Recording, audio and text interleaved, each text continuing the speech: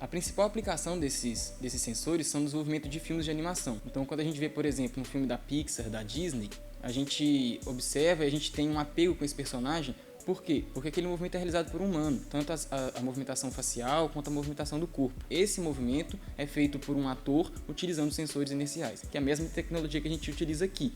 Então a gente quer pegar essa tecnologia dos filmes e trazer ela para a reabilitação utilizando sensores de baixo custo, para a gente ter essa mesma precisão para avaliar o movimento e ajudar no processo de reabilitação.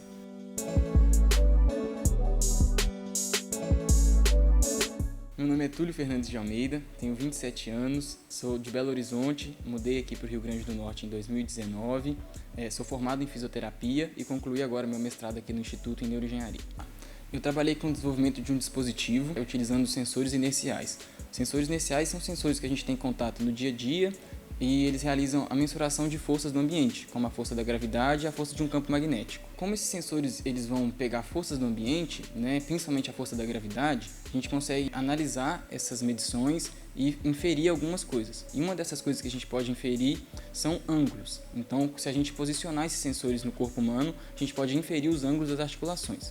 Então foi isso que a gente desenvolveu aqui, um dispositivo para avaliar ângulos articulares. A mensuração desses ângulos, eles podem dar suporte ao processo de reabilitação, tanto de lesões mais simples, lesões musculoesqueléticas, tanto de, vamos supor, atletas amadores ou atletas de elite, e podem dar suporte também para tecnologias mais avançadas, que é o que a gente tenta desenvolver aqui, para dar suporte a, por exemplo, a reabilitação de uma pessoa com lesão medular. A gente optou pelo acesso aberto, a gente acredita que o conhecimento ele deve ser compartilhado.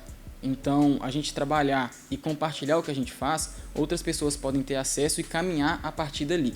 Principalmente países em desenvolvimento, como é o nosso caso, a gente tem dificuldade de acessar esses equipamentos. Por mais que esse sensor que a gente trabalhou seja de baixo custo, ele foi importado de fora do Brasil. Então a gente teve um processo longo para ter acesso a esse sensor, por mais que não tenha sido uma barreira o preço, o próprio acesso foi difícil.